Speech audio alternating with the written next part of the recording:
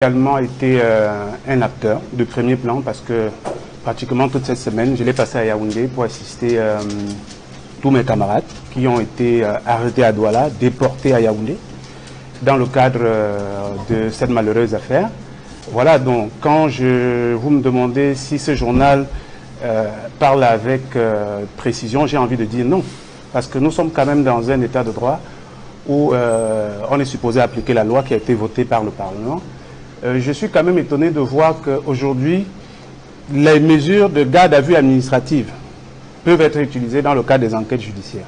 La garde à vue administrative, c'est quoi? Ça veut dire le préfet, le sous-préfet peut prendre sur lui de demander la détention de quelqu'un pendant 15 jours dans le cadre de la lutte contre le grand banditisme. Mais en réalité, il s'agit d'une mesure qui est prévue pour faciliter le renseignement.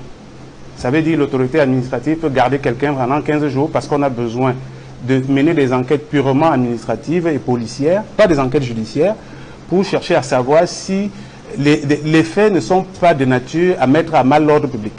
Mais voyez-vous, aujourd'hui, dans le cadre de cette affaire qui concerne les militants du MRC,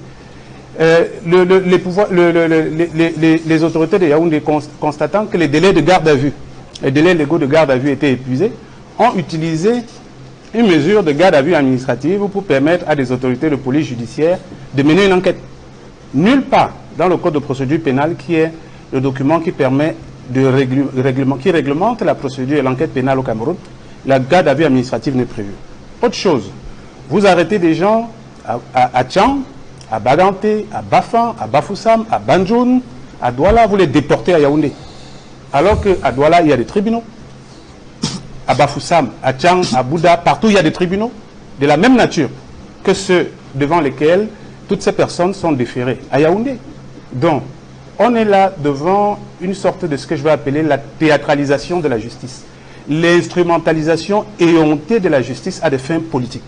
Si on veut nous faire comprendre que désormais au Cameroun, il n'y a qu'à Yaoundé où il y a les vrais tribunaux, qu'on le dise clairement, et que les tribunaux des autres villes soient suspendus, parce que ça ne sert à rien du tout. On ne peut pas être dans un État et avoir un système judiciaire qui peut être manipulé à la guise du régime qui est en place. Quels sont les éléments de manipulation selon vous? Mais c'est ce que je suis en train de dire. Vous avez des tribunaux d'instance à Douala. Vous avez un tribunal militaire à Douala. Est-ce que vous pouvez m'expliquer par quelle alchimie juridique quelqu'un peut être arrêté à Bafoussam, déporté à Yaoundé pour être jugé à Yaoundé, alors qu'il y a un tribunal de la même envergure, de la même nature que celui qui est à Yaoundé, à Bafoussam? Ce que je dis qui est valable pour Bafoussam actuellement, ça a été également valable dans le cas de la crise anglophone. On a vu des personnes arrêtées à Bamenda, arrêtées dans le sud-ouest et déportées de Yaoundé. Il ne faut pas qu'aujourd'hui, nous ayons un système de gouvernance qui donne l'impression qu'on est encore dans la période coloniale où on se servait des instruments d'État pour museler les gens.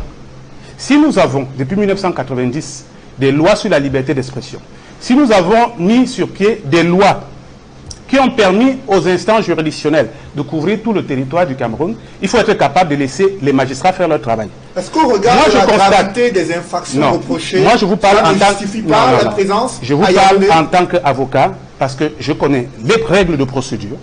Vous comprenez? Je connais les règles de procédure. Le tribunal militaire de Yaoundé est de la même nature, a la même valeur, a le même rang que celui du tribunal militaire de Douala. On ne peut pas me dire qu'on a le droit de dédaigner un tribunal militaire à Douala pour amener tous les gens à Yaoundé. Moi, je considère qu'il s'agit d'une politique de centralisation de l'injustice. On veut ramener toutes ces personnes à côté du gouvernement de Yaoundé parce qu'on veut être sûr que les magistrats qui seront en charge du dossier vont être aux ordres et qui seront bien contrôlés. On n'est plus là dans le cadre de la justice.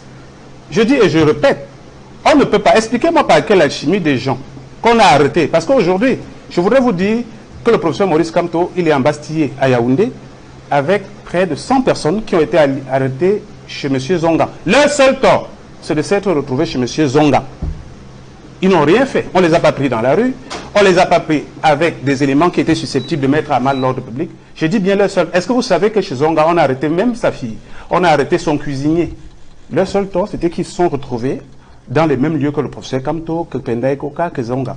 Je pense que si nous voulons avoir un état de droit, on ne peut pas reprocher au MRC de n'avoir pas respecté la loi sur les manifestations publiques et être soi-même en train de violer de façon aussi outrancière les règles de procédure. Je dis et je répète, parce que moi, j'ai de la peine quand je rencontre certains de mes amis magistrats, moi je leur pose la question de savoir, est-ce que vous savez que vous n'êtes plus du même rang que les magistrats de Yaoundé? Aujourd'hui, s'il y a une affaire qui, du point de vue de l'administration du gouvernement, est sérieuse à Douala, ben, on vous l'enlève, on l'amène à Yaoundé, parce qu'on considère qu'on n'est pas le même niveau. Alors, donc je pense, il faudrait qu'on fasse attention. On doit faire attention, pourquoi? Parce que le constat que nous sommes en train de faire, c'est que tous les acquis de la démocratie, de la liberté d'expression qui ont été réalisés depuis 1990, nous les avons, le régime de Yaoundé est en train de les mettre à mal. On est en train de régresser au-delà des années 90. Moi, j'ai l'impression qu'on est encore à l'époque où on faisait la répression, que l'État colonial montait la répression contre les leaders de l'UPC. À votre suite, Maître Sikati, d'abord, Maître Fou Johnson, sur le regard que vous portez sur ces procédures judiciaires qui ont entouré à la fois l'arrestation et la mise en détention provisoire du professeur Maurice Kamto et d'autres militants.